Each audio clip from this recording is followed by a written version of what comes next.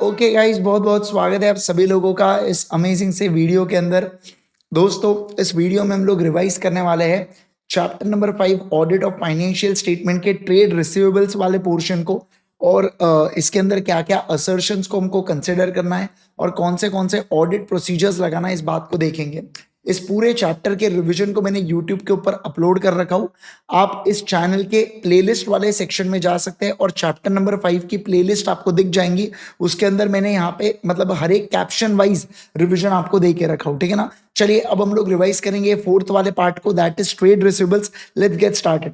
दोस्तों, सबसे पहली बात तो ट्रेड रिसीवेबल्स का मतलब क्या होता है। अगर फॉर एग्जांपल कोई ऑर्गेनाइजेशन के अंदर मैं गुड्स को बेचता हूं और मैं जो गुड्स को बेच रहा हूं, अगर मैं इसको क्रेडिट पर बेच रहा हूं, तो जिस पर्सन को मैंने बेचा वो मेरा डेटर माना जाता है। अब इस डेटर का थोड़ा सा टेक्निकल टर्म बोला जाता है ट्रेड रिसीवेबल। क्या बोला जाता है, बोलो जल्दी से। ट्रेड रिसीवेबल इसे कहा जाता है, ठीक है। ओके, तो जब तक वो डेटर अमाउंट को पे नहीं कर देता बेटा, तब तक वो डेटर कहलाया जाता है। हो सकता है ये डेटर अमाउंट को पे कर दे, ऐसा भी हो सकता है ये जो डेटर्स है ये बैड टर्न आउट हो जाए और अल्टीमेटली ये मेरा नुकसान हो जाए, ठीक है। ओके, तो सर ऑडिटर को क्या करना है, ऑडिटर को टेस्ट ऑफ कंट्रोल्स करना है। ऑडिटर को इंटरनल कंट्रोल्स चेक करना है जो डेटर के ऊपर प्लेस्ड है। जैसे कि ऑडिटर चेक करेगा कि जो बोनाफाइड सेल्स है वही होना चाहिए ट्रेड रिसीवेबल्स में, फेक सेल्स नहीं बनाना चाहिए अपने कस्टमर्स को। दूसरा, कभी भी क्रेडिट सेल करो तो अप्रूव्ड कस्टमर को करना है। जो मन में आए, विजय माल्या उधारी मांग रहा है, तुम दे दे रहे, डूब गए बेटा वो पैसे। फिर तीसरा बोला जा रहा है यहाँ पे कि जो सेल्स है वो प्रॉपरली रिकॉर्ड होना चाहिए। 10,000 का सेल किया, 1 लाख रुपए पे रिकॉर्ड कर रहे हैं, ऐसी सब चीजें नहीं होनी चाहिए। इसके अलावा एक बार आपने डेटर को रिकॉर्ड कर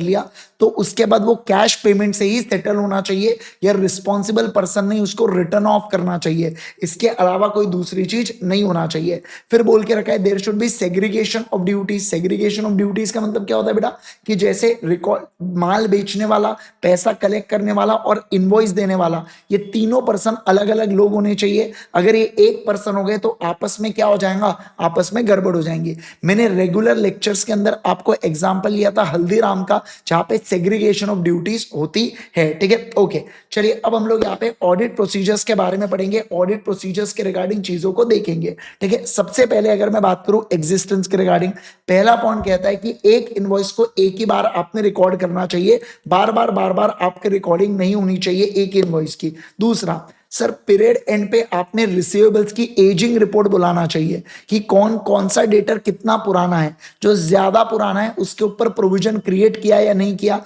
या प्रोविजन नहीं क्रिएट किया तो मैनेजमेंट से पूछो भाई क्यों नहीं किया। इसके अलावा मान लो फॉर एग्जांपल आपने एक डेटर्स को मल्टीपल उधारी दी है। अब अगर वो आपको पैसा देता है तो जो भी पैसा दे रहा है वो फीफो बेसिस पर सेटल किया जाता है। क्या कहा मैंने, बोलो, फीफो बेसिस पर सेटल किया जाता है। ओके सर, अब डेटर्स के साथ या ट्रेड रिसीवेबल्स के साथ आपका डायरेक्ट कंफर्मेशन प्रोसीजर ऐसे 505 का एक्सटर्नल कंफर्मेशन कैसे होता है। तो सबसे पहले देखो क्या बोला जा रहा है, सर आपको कांटेक्ट करना है कस्टमर्स को डायरेक्टली। जितने भी सिग्निफिकेंट अकाउंट बैलेंसेस है, मतलब मटेरियलिटी लेवल के ऊपर वाले बैलेंसेस है, उन सारे डेटर्स को आप क्या करोगे, सारे ऑल डेटर्स को आप चेक करोगे। मटेरियलिटी लेवल के नीचे वाले जितने भी लोग हैं उसमें रैंडम कोई कस्टमर्स को जो सैंपल बेसिस पे आप सिलेक्ट करोगे एंड उनको टेस्ट चेक करोगे। इसके अलावा ऑडिटर क्या करता है सर, ऑडिटर यहाँ पे बताता है कि मैं क्या करने वाला हूं। मैं यहाँ पे एक्सटर्नल कंफर्मेशन, डेटर का नाम, प्रोसीजर्स नहीं बताता है, वो सिर्फ इतना बोलता है कि मैं एक्सटर्नल कंफर्मेशन करने वाला हूं। अब हो सकता है मैनेजमेंट बेटा कुछ लोगों को मना कर दे कंफर्मेशन करने से ऑडिटर को, तो आपको वैलिड ग्राउंड सीक करना है। और मान लो आपको एक जगह से ऑडिट एविडेंस नहीं मिलेंगे तो आपको दूसरे जगह से ऑडिट एविडेंस लेना पड़ेगा, तो उसके नेचर, टाइमिंग एंड एक्सटेंट को देखते हुए चलना पड़ेगा। प्लीज मॉड्यूल में ये मार्किंग कर लेना, पूरे इंपॉर्टेंट पॉइंट्स को मैंने हाईलाइट कर रखा हूं।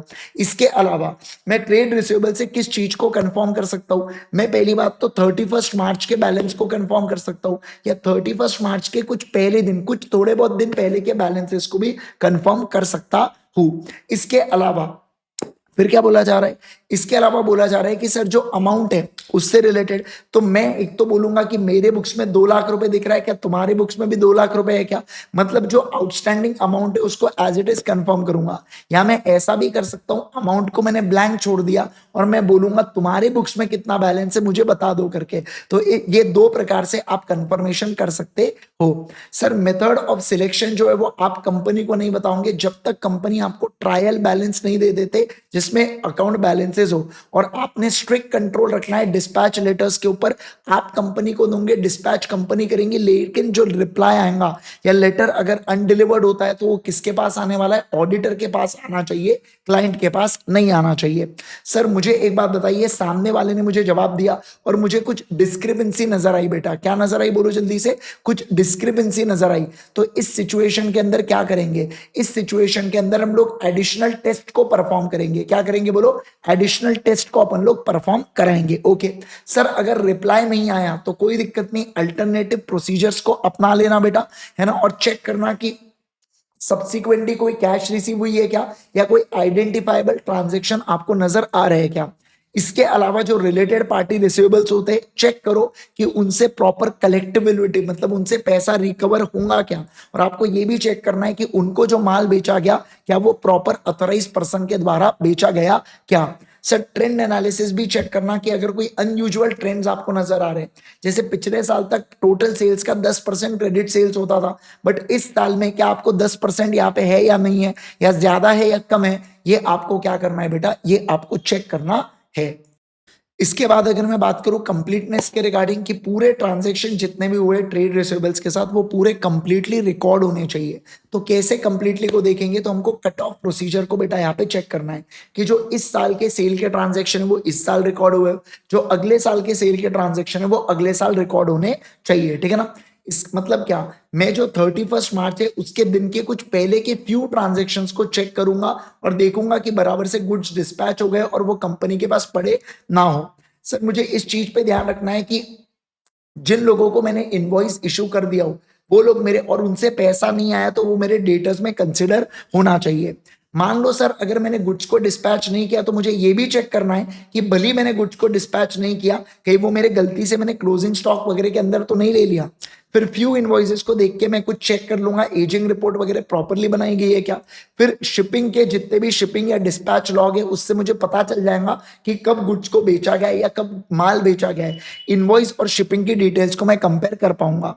इसके अलावा सर ऐसा हो सकता है कि मैंने कस्टमर को बिल कर दिया बट स्टिल मैंने गुड्स को अपने पास रखा, तो मुझे एक्चुअल में यहाँ पे डॉक्यूमेंटेशन को चेक करना पड़ेगा कि वाकई में सेल हुआ था या नहीं हुआ था। ऐसा तो नहीं कंपनी जबरदस्ती अभी फेक सेल बता रही है फिर पीरियड खत्म होने के बाद सेल रिटर्न बता देंगे और गुड्स कहीं इधर का उधर मूवमेंट ही नहीं हुआ, तो इस साल सेल को बढ़ा दिया अगले साल सेल रिटर्न बता के वापस बुला लिया, तो जबरदस्ती इस साल प्रॉफिट बुकिंग कर रहे हो। तो ये सब चीजें नहीं होना चाहिए। सर कस्टमर अकाउंट में अगर अननेसेसरी लार्ज डेबिट या क्रेडिट बैलेंस की पोस्टिंग हो रही है तो मुझे चेक करना है कि अगर मैं रिबेट या डिस्काउंट जो भी चीजें दे रहा हूं क्या ये कंपनी के पॉलिसी के अनुसार दे रहा हूं क्या।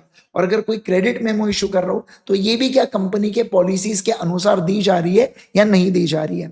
अब सर मैं चेक करूंगा डेटर्स के वैल्यूएशन को लेके, मतलब कि जो डेटर्स की फिगर 31 मार्च पे दिख रही है क्या ये प्रॉपर है क्या, उसमें से कोई डेटर्स अगर बैड डेट्स टर्न आउट हो चुके हैं तो उस केस के अंदर मैंने अप्रोप्रिएट प्रोविजन बनाया है क्या, मैंने उस बात को देखना है बेटा, ठीक है। देखो जैसे इसका मतलब क्या है, पहला मैं चेक करूंगा कि कंपनी की क्या प्रोसीजर्स है डाउटफुल अकाउंट्स को लेके। दूसरा मैं एजिंग रिपोर्ट को चेक करूंगा। तीसरा मैं डेटर्स की लिस्ट बुलाऊंगा लिटिगेशन से रिलेटेड और उसको कंपेयर करूंगा प्रीवियस ईयर से। इसके अलावा फोर्थ पॉइंट बेटा, अगर डेटर है, समझना बात को, अगर कोई डेटर है और डेटर के ऊपर प्रोविजन होना चाहिए और प्रोविजन नहीं क्रिएट किया है तो मैं रीजन पूछूंगा भाई प्रोविजन क्यों नहीं क्रिएट किया। फिर बोला जा रहा है यहाँ पे क्या कि प्रॉपर रेट्स के ऊपर भी प्रोविजन क्रिएट होना चाहिए। फिर मैं शेड्यूल देखूंगा मूवमेंट ऑफ बैड डेट्स का। इसके अलावा मैं ये भी देखूंगा यहाँ पे राइट ऑफ रिसीवेबल्स, मतलब क्या बोला जा रहा है जो ट्रेड रिसीवेबल्स है अगर मैंने उसको राइट ऑफ किया बैड डेट्स बोल के तो ऐसे कोई भी पर्सन राइट ऑफ नहीं कर सकता, कैशियर राइट ऑफ नहीं कर सकता, है ना। कौन कर सकता है, अप्रोप्रिएट बोर्ड ऑफ डायरेक्टर का पर्सनल कर सकता है। कोई भी व्यक्ति आके अगर ऐसे बैड डेट्स करना चालू कर दिया तो गड़बड़ हो जाएंगी बेटा। तो मैंने उस बात को चेक करना है।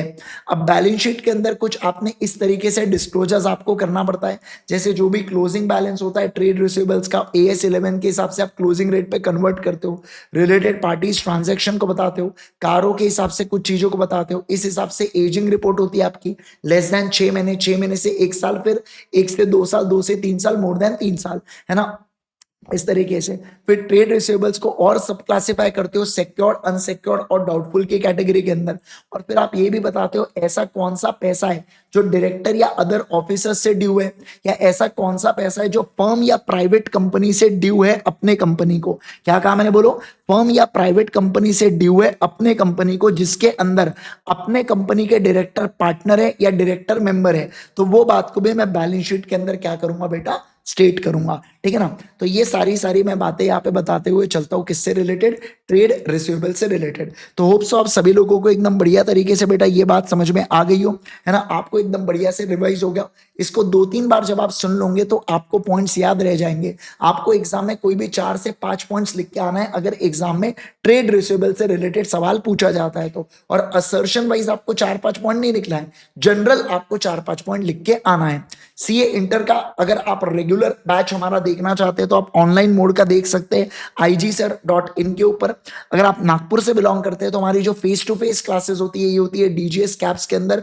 आप इस नंबर पे कांटेक्ट करके जानकारी ले सकते हैं। अगर आपको वीडियो पसंद आए तो जरूर से इसे लाइक कीजिएगा और अपने दोस्तों के साथ शेयर कीजिएगा, और चैनल पे अगर आप नए हैं तो इस चैनल को जरूर से सब्सक्राइब कीजिएगा। Thank you so much once again everyone, bye bye everyone and take care everyone.